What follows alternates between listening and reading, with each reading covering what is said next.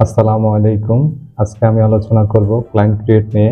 Client create করার জন্য dream business টুল ERP এর সাইডবার থেকে ক্লায়েন্ট মেনুতে ক্লিক করতে হবে। ক্লায়েন্ট মেনুতে ক্লিক করলে ড্রপ ডাউন হয়ে একটি সাব মেনু বের হবে, যার মধ্যে ক্রিয়েট ক্লায়েন্ট সাব মেনুটি পাবো।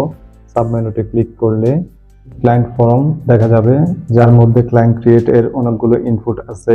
এর মধ্যে যে ইনপুটগুলো রেড কালার, সেই ইনপুটগুলো ক্লায়েন্ট ক্রিয়েট এর জন্য বাধ্যতামূলক। এখন আমি একটি একটি করে ইনপুট নিয়ে আলোচনা করব এবং আপনাদের ক্লায়েন্ট ক্রিয়েট করে দেখাবো। ক্লায়েন্ট ক্রিয়েট ফর্ম এর সর্বপ্রথম ইনপুটটি হচ্ছে ক্লায়েন্ট নেম, যার মধ্যে ক্লায়েন্টের নামটি ইনপুট করব। এরপর হচ্ছে ক্লায়েন্টের নাম্বার। এখানে নতুন ক্লায়েন্টের সাথে যোগাযোগ করার জন্য ক্লায়েন্টের কন্ট্যাক্ট নাম্বারটি সেট করব। এরপরে ক্লায়েন্টের যদি জিমেল আইডি থাকে, সেক্ষেত্রে আমরা ক্লায়েন্টের জিমেল আইডিটি এখানে সেট করব। এরপরে হচ্ছে ক্লায়েন্ট লোগো, অর্থাৎ আমরা এখানে সেট করব যদি ক্লায়েন্টটি কোনো প্রতিষ্ঠানের নামে হয় তাহলে সেক্ষেত্রে উক্ত প্রতিষ্ঠানের লোগো সেট করব, অথবা যদি এখানে ক্লায়েন্টটি ব্যক্তিগত নামে হয় তাহলে সেক্ষেত্রে আমরা উক্ত ক্লায়েন্টের ছবিটি সেট করব। তো যেহেতু এখানে আমরা একটি প্রতিষ্ঠানের নামে ক্লায়েন্ট সেট করছি, সেক্ষেত্রে আমরা এখানে যে ক্লায়েন্ট লোগো আছে, এখানে একজন ক্লায়েন্টের লোগো আমরা সেট করতেছি। তো আমাদের লোগো সেট করা শেষ হয়ে গেছে। এখন আমরা ক্লায়েন্টের অ্যাড্রেসটি সেট করব। যেহেতু এখানে একটি প্রতিষ্ঠানের নামে ক্লায়েন্ট ক্রিয়েট করা হচ্ছে, সেক্ষেত্রে আমরা উক্ত প্রতিষ্ঠানের হেড অফিসের অ্যাড্রেসটি এখানে সেট করে দিচ্ছি। এরপরে হচ্ছে সিলেক্ট সোর্স।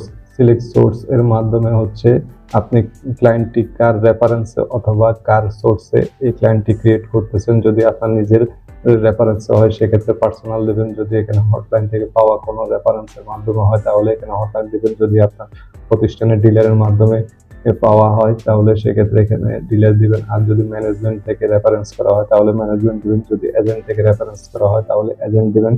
এখন আমরা এখানে পার্সোনালি সেট করব।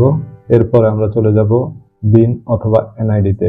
যদি এখানে প্রতিষ্ঠান হয় সেক্ষেত্রে আমরা এখানে ক্লায়েন্টের বিন নাম্বারটি সেট করব। এখন আমাদের সকল ইনপুট সেট হয়ে গেছে, তাই আমরা সাবমিট বাটনে ক্লিক করব। সাবমিট বাটনে ক্লিক করলে ক্লায়েন্ট ক্রিয়েট সম্পূর্ণ হবে এবং নতুন ক্লায়েন্টের সকল ডাটা এখানে দেখাবে। ক্লায়েন্ট ক্রিয়েট সম্পর্কে কোনো মতামত থাকলে কমেন্টের মাধ্যমে জানাবেন। আজকের জন্য এখানে শেষ। আবার দেখা হবে অন্য কোনো ভিডিওতে। সে পর্যন্ত ভালো থাকবেন। আল্লাহ হাফেজ।